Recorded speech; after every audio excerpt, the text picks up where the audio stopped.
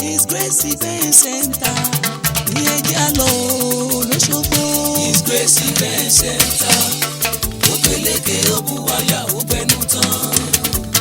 Grace Event Center ó sẹ́ni wọn. Oh yes, for your event, His Grace Event Center is a high-capacity building that can accommodate more than 1,000 guests. It is a very quiet in a serene environment with a standby generator, air condition, CCTV for lecture, workshop, seminar, wedding, birthday, and burial ceremony. We give opportunity to use wheelchair inside and outside. We also accommodate outside engagement. We are located at Kilometer 1, Lameko Stadium Ring Road, Oshogbo. Telephone 081 054 26874. Once again, 081 054 26874. At His Grace Event Center, your security is guaranteed.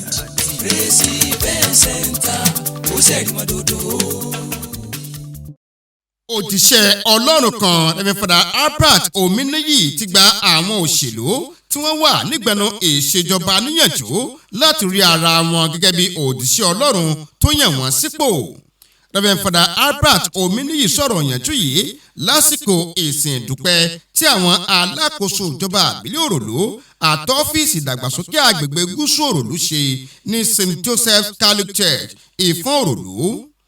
Àlùfáà Ominiyi rọ alága ìjọba ìbílẹ̀ Òròlú Alhaji Fatai Alade àti ojúgbà rẹ̀ ní ọ́fíìsì ìdàgbàsókè àgbègbè gúúsù Òròlú Òròlú South SCDA Honorable Adesina Kamarudin láti máyédùn gbé fún gbogbo èèyàn ìjọba ìbílẹ̀ wọn kí wọ́n sì má lùlù bámúbámú ni mo yó lásìkò tí wọ́n ń darí àwọn èèyàn ìjọba ìbílẹ̀ Òròlú.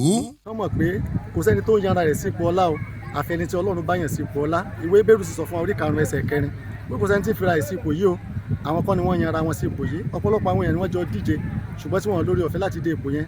Ọlọ́run ló yàn wọ́n sípò kí wọ́n sì lo ipò yẹn láti fi sin Ọlọ́run nínú àwọn ènìyàn rẹ̀. Kí wọ́n má lo ipò yìí fún àǹfààní tiwọn nìkan ṣùgbọ́n kí wọ́n lò ó fún àǹfààní gbogbogbò. Kí wọ́n lo owó ìjọba, owó tó bá jẹ fún ìlú, kí wọ́n lò fún ìlú, kí wọ́n lò fún àpò ara wọn. Ọ̀pọ̀lọpọ̀ olóṣèlú ló ń pò lórí oyè lónìí tí ó yẹ pé wọn ò rí rere kankan sọ nípa tiwọn. Pé àwọn ní tiwọn o, kí wọ́n gbìyànjú, kí wọ́n ṣe ohun tó dára, kí wọ́n ṣe ohun tó tọ́ níwájú Ọlọ́run àti níwájú ènìyàn. Tó fi jẹ́ pé nígbà tí wọ́n bá fi ipò náà sílẹ̀, a ó rí àwọn ènìyàn láti gbà wọ́n sí ilé wọn, a rí àwọn ènìyàn láti yọ̀ mọ́ wọn, a rí àwọn ènìyàn láti wọ́n máa sọ rere nípa tiwọn. Ìjẹ́rìí ayé, òun náà sì làwọn mùsùlùmí pè ní ìjẹ́rìí àlìkìyámọ̀. Bí wọ́n bá ṣe rere nígbà tó wà nípò, tó bá kú níbẹ̀, àwọn yóò máa jẹ́rìí sí pé bàbá lágbájá nígbà tó wà níbẹ̀ ó ṣe dáadáa. Torí náà kí wọ́n gbìyànjú láti ṣe rere, kí wọ́n ṣe dáradára, kí wọ́n rí Ọlọ́run nínú àwọn ènìyàn tó yí wọn ká, kí wọ́n rí Ọlọ́run nínú àwọn òṣìṣẹ́ tó ń bá wọn ṣiṣẹ́, kí wọ́n jẹ́ kí ogún aláàrú kó gbẹ. Nígbà tó yẹ kán sanwó oṣù àwọn òṣìṣẹ́ wọn kí wọ́n san. Bákan náà sì ni ohun tó yẹ kán fi túlù ṣe kí wọ́n má dá sápò ara wọn, kán má fi tún ẹbí wọn lásán ṣe o. Ọ̀pọ̀lọpọ̀ àwọn ènìyàn ni wọ́n ń jẹrora lónìí, ọ̀pọ̀lọpọ̀ àwọn ènìyàn wọ́n sì ń ṣépè lónìí. Ọ̀pọ̀lọpọ̀ ilé ìwòsàn wa maternity wa tó yẹ kán tún ṣe wọ́n ti kówó rẹ̀ sápò lónìí. Àwọn èèyàn sì ń kú lójoojúmọ́. Àwọn tó ń kú yìí orí wọn ò ṣàdúrà o, ìṣẹ̀dá wọn ò sì ṣàdúrà. Torí náà kí wọ́n gbìyànjú ká ṣe ohun tí ó ìtọ́ tí àwọn èèyàn fi lè máa ṣàdúrà fún wọn. Torí nígbà tó bá kó lórí oyè àná Ọlọ́run lè máa bá wọn gbé. Alága àwọn ọmọ ìlú Ìfọ̀n Òròlú Ifá Progressive Union ní ilé Alhaji Abdulwahab Ìdòwú náà rọ àwọn adarí ìjọba ìbílẹ̀ Òròlú méjèèjì ọ̀hún àtàwọn ọmọ ìgbìmọ̀ ìṣàkóso wọn láti mú ọ̀rọ̀ ìdàgbàsókè ìlú Ìfọ̀n Òròlú lọ́kùnkúndùn.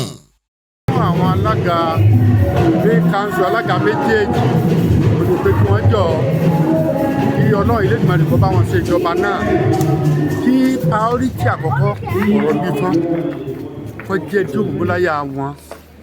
Àwọn gossipers kí wọ́n jẹ́ kí wọ́n jìnnà sí wọn kò sẹ́ni tí ò ní mú mọ̀ràn wá kí wọ́n dákun àti ìdàgbàsókè ìlú Ìfọ̀n ó jẹ́ ìṣòro fún wa lọ́wọ́lọ́wọ́ báyìí. Inú òkùnkùn wa kọ́ lọ́n jẹ́ kó di ìmọ́lẹ̀. Gbogbo ibi tí a ti ní problem ìyẹn ni kó jẹ́ reality fún láti face bí wọ́n ti déjọba ẹ̀.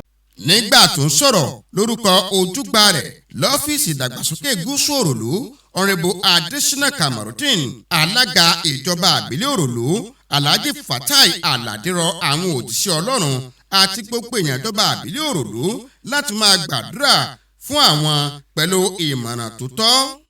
Àwa ń bẹ̀ yín nítorí ilé kò sí kàtí àgbè sí láìsí Ọlọ́run. Ẹ dákun àwa ń bẹ̀ sí bẹ́ẹ̀ afẹ́kẹ́ máa fi àdúrà ràn lọ́wọ́. Ìwà sí àdúrà nìkan o, gbogbo gbogbo bíkíbi tí a bá ti ní ìmọ̀ràn à ń bẹ̀yìn bàbá ti gbogbo ẹ̀yìn tí Ọlọ́run bá fi rán kó máa fún wa ní ìmọ̀ràn ní gbogbo ìgbà títí wa kò ní ìdí sí ìmọ̀ràn ilé tí ẹ bá fún wa.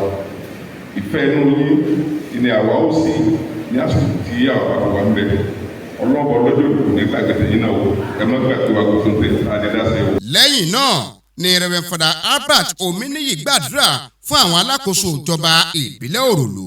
fún àwọn tí a ṣẹ̀ṣẹ̀ yàn pé kọ́ bẹ́ẹ̀ Ìbàdàn kó darapọ̀ mọ́ wọn ṣiṣẹ́ o kọ́ má ṣe ṣiṣẹ́ ṣe o ipò tá a yàn wọ́n sí orí ọ̀fẹ́ okun àtagbára tó fi ṣiṣẹ́ náà ní àṣeyè kọ́ bẹ́ẹ̀ Ìbàdàn kó yọ̀ǹda rẹ̀ fún wọn o a gbàdúrà fún gómìnà wa náà